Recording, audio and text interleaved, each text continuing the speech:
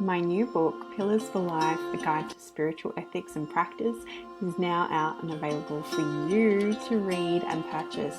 You can check out our website, willowhealing.org, to find a link, or you can find it on Amazon.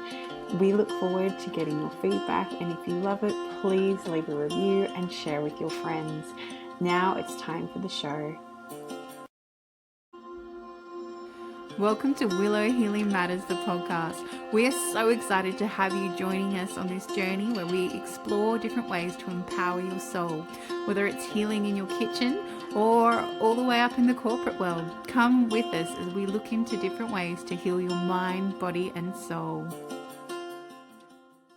Hey everyone, it's Catherine Cristani with another episode of Willow Healing Matters, and today I'm with the founder and lead steward, Rooted Compassion Counseling and Consulting expert, Amy Sullivan. So Amy Stenger Sullivan, has an MA and LPCC and is a licensed professional clinical counselor, supervisor, speaker, author, and leading expert in the clinical application of the Polyvagal Theory. So I'm very excited to talk about this with Amy. And Amy met the Polyvagal Theory in 2005 as the owner of an infant massage training company. The Polyvagal Theory was used as the science behind attachment and has had a huge impact on Amy's life personally and professionally, leading her into the counseling field where she instantly began using the information Deb Dana, who's the author of the Polyvagal Theory in Therapy, offers. Amy joined Deb's training team in 2021 and is a senior international trainer for the foundation course. Amy has developed her own training series and has developed that around the United States. And currently, Amy is co-authoring a book for Norton Publishing on the polyvagal therapy and children's therapy. So a big welcome to the show, Amy. Thank you. Thanks so much. So I feel pulled to ask you, how did you meet polyvagal theory? What was the story there to inspire you now into your life's work? Yeah. Before I became a mental health therapist, I was a massage therapist for 20 years. And during that time, I learned infant massage, which isn't about me as a massage therapy massaging infants. It's about teaching parents and caregivers to massage their own babies. And that made a lot of sense to me. And it was good learning and a good thing to offer. I also worked a lot with pregnant women and on pregnancy massage, postpartum massage, those kinds of things. So it was a natural fit. But when I took another certification and they used the information of the polyvagal theory to really help understand how we as humans attach to each other, that's when it kind of went, whoa, like this is really something very meaningful to me. And it's kind of funny because when we use it in the application of infant caregiver or parent connection, they talk a lot about identifying a baby's behaviors. Babies don't have words to communicate. So they use their tone, they use the sounds they make, crying and other sounds, sometimes screeching, sometimes babbling, and then they use their body movements to communicate. And they also don't have conscious awareness or conscious cognitions. So they are all body and having to communicate fully through their body. And when I started to look at that with my own kids, but even when I started to look at that for myself, I was like, whoa, wait a minute. I'm sitting in some attachment patterns that I would rather not sit in. Simple things like eye contact with people. So what I started to notice, especially when I was doing a lot of trainings, that if somebody in the room was annoying me, I just wouldn't look at them. And I realized that as like a protective piece for me, that so I do have this, like most of us do, kind of this long history of stress and trauma in my family coming up. And so I realized some of these defensive measures were really blocking connection to others and just really like, you would think logically everybody knows eye connection invites, conversation or whatever, but it was just this thing inside of me that would kind of get hard. And so it was one step where I was like, I should explore changing that. What would happen if I turned towards the person that I felt like was annoying me and gave eye contact and gave them what they were searching for, because that was typically what it was. It was somebody in the room who really wanted to be somehow affirmed or acknowledged, or it was somebody in the room who was really excited to tell something about themselves that really didn't have much to do with what we were doing. Those were the moments. And I just began to realize that I could turn towards them with eye contact, with a different tone of voice, with an openness that really started to change things for me. And then I started to look at kind of other pieces. And it's interesting how it happened for me, because when we teach polyvagal from a therapeutic perspective, both, and I learned this from Deb, but both for Deb and for me, when I'm teaching other professionals, my message always is learn your own nervous system first and learn how to respond to what your nervous system is telling you through your body with kindness and compassion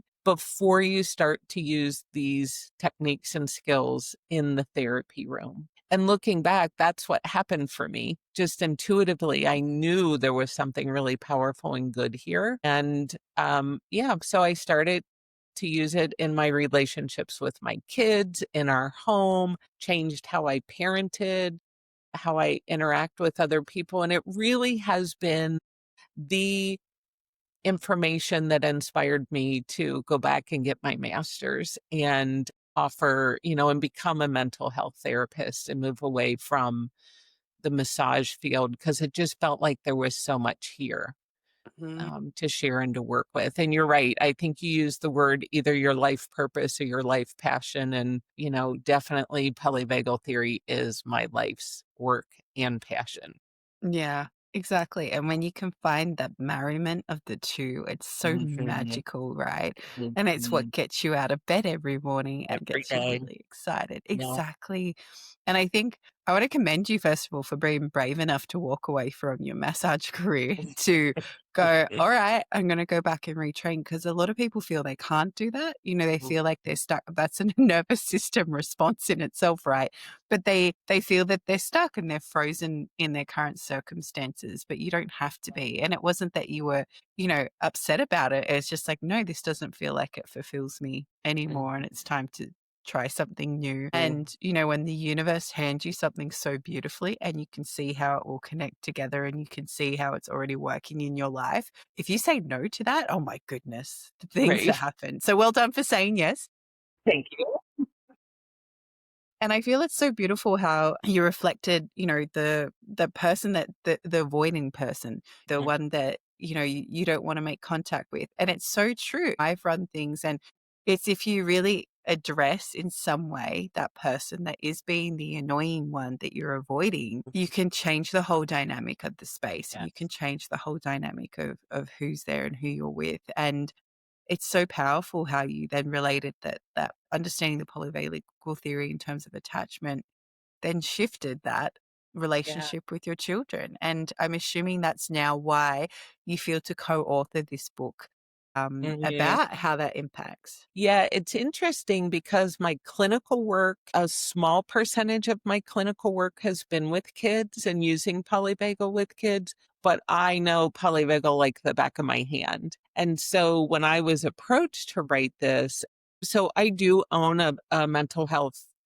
therapy practice, and one of my team members is in the schools doing polyvagal therapy Oh work my with gosh, kids, amazing. but she's really new to polyvagal. So I was like, hey, do you want to co-author this book with me? So she's bringing, much more of the experience of being in with the kids and using these techniques and refining them. And I'm holding definitely the bigger picture of polyvagal theory for kids, and I'm able to really speak to the parenting part of it. So kind of the way we divided the book was that she's really focused on what we're doing with the kids and parents too. And then I'm holding this bigger kind of framework of polyvagal, bringing a parenting perspective, and then also bringing the perspective almost of like your supervisor for polyvagal work is in this book. right? Because I do supervise my whole team in the application of polyvagal theory. And so it's a really nice blend. Have you ever written a book? I have actually. Yeah. And the funny thing is that one of the chapters I have is about spiritual ethics. And one of the chapters I have near the end is actually know yourself well and others, because like you said, if you don't know your nervous system, if you don't know what reaction you trigger to, it's really hard to actually work with other people. And it's funny Yes. because when you were sharing that before, I was like, I wrote a chapter about this. Well, I don't know how the process was for you, but given that this is their neuroscience department at Norton Publishing, it feels like the biggest research paper you ever had to do in college or in a master's program. And so I can't say it's been incredibly enjoyable, but it is meaningful and it is an amazing opportunity to get to work with Carrie more so in this focus. And then just holding sort of the imaginary faces of the children in my mind who will be positively impacted by this work has been really helpful. Yeah, no, my process was a little bit different because I channeled the whole book. So I can't say I had to own Somebody to channel this for me. In saying that, I can fully relate to you, Amy, because when I was at university, I did an honors paper on children's language development, actually, and what words they use.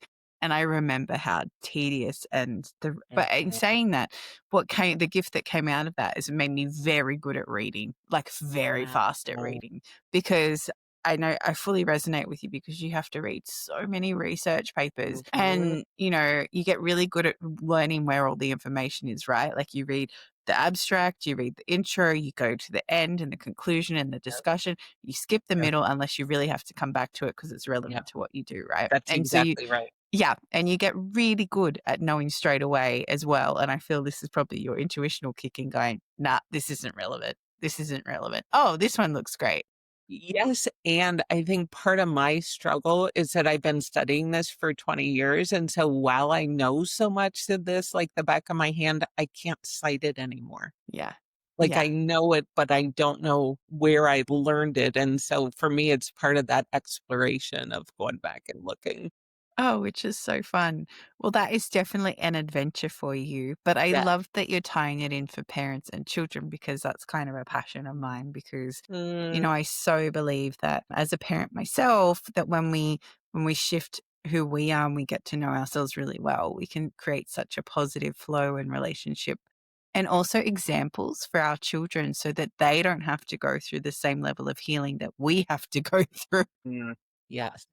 And what sort of changes have you noticed from working with polyvagal theory for your clients or even your relationships with your own kids? Yeah. So in my relationship with my own kids, I find myself to be much more calm. And that we have found ways through difficult situations with this information. So I'll just give you for example, when my daughter was starting to hit puberty, I was hitting menopause. Oh, have fun time.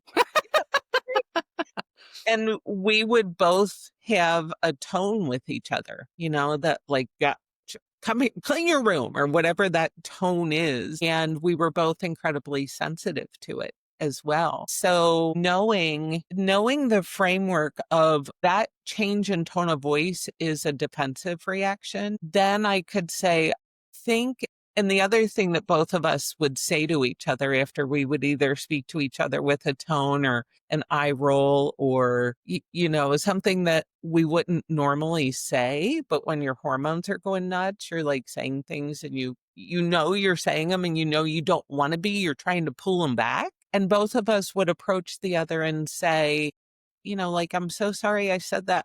There's a part of me that didn't want to. And I felt like I couldn't stop myself on some level. So we together decided to slow those kinds of conversations down. And we agreed that we would have kind of a safe word. And that word was ouch. So if either one of us felt like the tone was too much or the words were too much, we would say ouch. And what happened first is that both of us would say, I wasn't speaking with a tone. We couldn't hear ourselves, right? And so then it moved to whoever was the listener got to decide if the speaker had a tone. And this was over a year or more. It took us a while to figure this out. So then it got to be that the listener decided and the speaker had to. So we started practicing with different things like whispering or just speaking more slowly.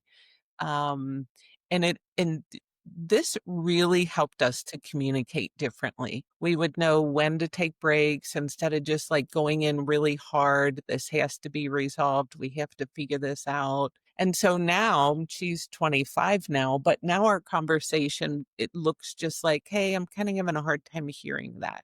Can we slow it down or soften our voices? And then it's, oh, sure.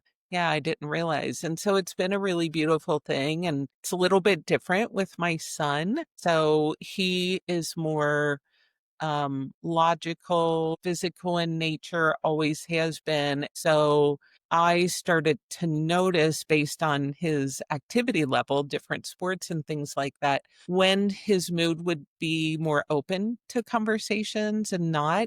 Very typically after a great practice or a game they won, that would be a good time. And so it taught me to just be respectful of his nervous system and when and where it would be best to have conversations or to have fun and go play. And so, starting to recognize my own, as we talked about, and then moving into paying attention to people who I care about. And then in addition, my clients paying attention to what their nervous system was doing really helped me know how to become present in the relationship differently.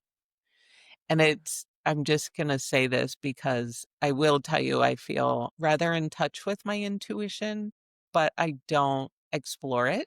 And I think everybody has some level of that. Or everyone has intuition. You just choose Yeah. to turn it off or turn it on. Yeah. Yeah. Yeah. An deeper spiritual connection so Mhm. that even in sessions, I can feel the shift. I Yeah. can feel that energetic shift in their nervous system. Whereas when I first started, I was looking for a change in breathing pattern or a posture, like something physically I could see. And now I just feel it in my system. I don't have to be as astute out here because I can be astute in here differently. Which is so beautiful. And it's so nice when you've been doing that work and it's almost like that automatic, like, Yeah. okay.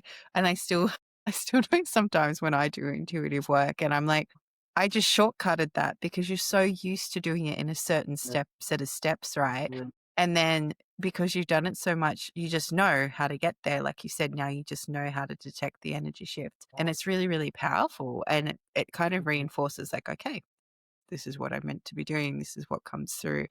And Yeah, I and I actually, used to do it as a massage therapist, and that was through touch. yeah, It has been a different skill set to get it, like, in the air as yeah, opposed through to energy. physically. Yeah. Yeah, yeah. Which I love that has shifted for you and that it's come Mhm. across, which just I feel reinforces for you like, okay, I know this stuff and I know this is what I'm meant Yeah. to be doing. And I Yes. feel we actually haven't explained to anybody who's listening and who's like, everyone's like, what's polyvagal theory? What's polyvagal theory? We should probably give the dirty summary, right? And thank you, because I just can yammer on I know. about it. I know. So here's how I explain polyvagal theory. The first thing I like to do is help people recognize the connection between their emotions and their body. So I'm a firm believer that our mental health starts in our nervous system, not in our brain, not in our behaviors, not in our diagnoses, but in our body and in our nervous system. So I like to ask people, how do you know when you're afraid? How do you know it? And so people will say, oh, my heart rate, or I get a grabbing in my stomach, or my shoulders get tight, whatever that physical symptom is. How do you know when you're sad? Oh, I have tears, or my heart feels heavy or open or whatever. How do you know when you're happy? There's a lightness in my body, right? So we're making that connection between our emotions and how present they are in our bodies. And that process of our body creating sensations to communicate to our brain what our feelings are is really modulated by the vagus nerve. So The vagus nerve is one of our cranial nerves. Every other cranial nerve serves some function in the brain. The vagus nerve has two branches, that poly meaning more than one branch, because one of the things Dr. Porges, who is the person who created this theory, noticed is that all mammals have two branches of the vagus nerve and other species of animals do not. They just have the one branch. So what's different about mammals is that we know we need others. We need to be in close physical and emotional contact, spiritual, mental, social, with others to literally just survive and for our species to survive. And so again, there's two branches. One branch leaves the brainstem and touches to every organ in our torso. And those are the organs that send those sensations up to our brain. What the vagus nerve is monitoring is, do you feel safe in your environment with the people in it, with yourself, and with whatever is your higher connection? So when I say the word safe, many people think of that as a physical safety. And yes, that's good and true. But what we're really focused on using polyvagal theory in our lives and in therapy is, do we feel emotionally safe? And so much like we learned maybe in 5th grade about the flee, fight, and freeze response to physical danger, our body moves into those systems when we're not feeling emotionally safe as well. They look a little bit different, but it's still that same activation in the system. So when people talk about getting triggered, which is a common term we hear, it's really our nervous system being activated into a state of needing, like, I need to get out of here and somehow shut this down, or I just need to shut down. Right? So let me stop there. Yeah. No, I feel that's such a beautiful summary of it because so often, like you said, we think safety as in you're safe at home or whatever it might be. But you're right. If you don't have that emotional safety, then it's actually incredibly hard to feel safe in your environment and feel safe exactly where you are. Otherwise, you're just going to continually be searching for that safety, not understanding why you are triggered. And it's Mhm. funny, I find the best example of a trigger is like after you leave a relationship and your new partner might be doing something, but doing it for a completely Yeah. different reason that your old partner did it. And it super triggers you, right? So, for me, it's like, I don't know why, but my husband leaves one thing in the sink, just one thing all the time. I don't know why he does that. Whereas my ex wouldn't wash up a single thing. Like it'd just be there in piles, right? But that one thing triggered me for ages because it was making me think of all the things left in the sink. And it was only Mhm. when I pulled myself out of that and went, oh, that makes sense now. And so now it doesn't bother me as much. I just laugh about it because it's just his thing. And I actually asked him, like, why do you do that? He goes, I don't know. I was like, I don't get it either. I was like, you do all the Right. work and you leave one thing. It doesn't make any sense to me. Like, That's just finish funny. it. Anyway, Isn't it funny too, those different changes? Like, I remember my husband, he would vacuum yeah, and he would do the wonderful thing of like pulling the chairs out of the dining room table from under and to vacuum there and do these things, but he would never put them back. yeah, you trip I over was them later. so angry that he wouldn't like finish it. And then I realized, Amy, all you have to do is push the chairs back in. Like, he's doing all the vacuuming that you hate to do. Your Mhm. part is to push the chairs back in. Can you handle it? Because you don't have to vacuum. And it was like, okay, we can just sort of figure this out as we go along. Yeah. Yeah, And 100%. sometimes that mindset, like you said, now I just laugh about it. Or for me, I'm like, oh, I just push the chairs in. Who cares? When we have enough sense of emotional felt safety, we can make that state of mind shift really easily. But if we're holding years of chronic stress or trauma, we have a hard time really even knowing that that's a possibility of a different behavior or mind thought. We can't get to it because of the way the brain functions around trauma. So, Yeah, exactly. Well, I can't, and it wasn't even, I don't know if you believe in past lives or not, but I know in my past lives, a lot of them I was like taken like that, and that I could not have anything over my mouth. I could not have anything Mhm. around my neck. And it's still to the, I'm better with it, but I still can't handle it. So even if I go snorkeling, I cannot put a snorkel tube in my mouth. So I will just blow bubbles and that sort of thing. And I know it's not from this lifetime, it's just, and it's funny because people are like, why do you do that? I said, I can't explain it in bigger terms. It's just like I rather just, blow bubbles and come up and have breathe than actually worry about having a snorkel thing in my mouth that super triggers me. So What they're like, was "Oh, sorry." COVID like for you? Oh, I had exemptions because I couldn't do it. I couldn't physically have, yeah, and lots of other reasons. But, I was just like, I would never put that on. But I knew in my heart, I was like, there's no way that's going to happen. And my Yeah. chiro knew how triggered I was by it. So he wrote me an exemption because he's like, no, Mhm. there's no way that you Yeah. can put this on your mouth. And I said, no, there isn't. And it's funny because my husband's the same. He can't have anything over Mm, his mouth either. And my son, sometimes kids will joke with you and cover your mouth. And I'm like, no, stop it. not Get that off it. one.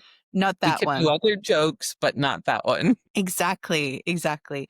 So it's really interesting how even there's reasons why you don't even know why you're triggered. And you just kind of have Mhm. to, like you said, it comes back to that knowing yourself so well that you know when your nervous system is reactive like that versus not at all. Yeah. So as we start to finish our time together, Amy, otherwise I know you could talk about polyvagal theory all day. Yeah. If you could heal or change something in the world, what would it be? Goodness. I feel like there's two components missing in our functioning and in the way we build relationships in the world. And the first is having compassion. I feel like it's a really underused, underrated skill. And when people say love is a verb, compassion is a verb as well. And being able to allow for another's point of view, experience, and just to be able to hold that with deep kindness. And that to me leads to curiosity. And so, where, especially in the United States right now, where people are standing so hard for what they think is true and then having this againstness with each other, what would it be like if I approach somebody who thinks differently than me with some curiosity about that? Can you help me understand? How do you look at this situation? Right. And so that opens up both of those things, open up the door for connection and connection to ourselves, to others, and to that which is divine. And our understanding allows for a darn good life. Yeah, 100%. And I say that as well, like be curious, not judgmental, Mhm. and it's so amazing how triggered people are by what other people do. And it's like, Mhm. but it's not your choice. It's not your life, and I think one of the most powerful lessons I learned was to say, thank you, I'm grateful that's not my journey. Mhm. Because, you can control your own actions and your own reactions and like you said, get to know your nervous system so well, but you can't control other people. You can't control your children. You can't, you know, you know, Yeah. this is the thing that amazes me, how many, and then when you have those really powerful conversations with people and be curious, like you said, and have compassion, then it can change your point of view, or it can just give you a better understanding so you don't feel as triggered and you don't feel as needing to fight so much for whatever you believe is right because it's your truth, not necessarily their truth. Yes. Yeah. And Yeah. if people want to come and find you, Amy, or come and work with you, where can they find you? So our website is rootedcompassion.com. We're on Instagram and it's at Polyvagal Counseling. And then Facebook is also Rooted Compassion is our page name. Beautiful. I'll make sure to keep all that in the show notes for you so that Yeah. everyone knows where to find you. And thank you so much, Amy, for sharing polyvagal Yeah. theory. And I really look forward to your book coming out, apart from all the research, but I look forward to the rest of it. Awesome. Thanks for having me. It's really good to speak with you. Thank you. All right, done. Thank you for listening to Willow Healing Matters, the podcast. We have so much love and gratitude that you have taken the time out of your day to empower you on your healing journey. The views shared by the person being interviewed might not necessarily reflect that of the host and should be used at your own discernment. trust what resonates for you and follow your heart and soul guidance. If you have any underlying medical conditions or mental health issues, please consult with your healthcare provider before pursuing any of the recommendations. Likewise, you can always contact the person being interviewed to find out more information. This can be found in the show notes. Remember to activate, align, heal, empower, and find love in everything that you do.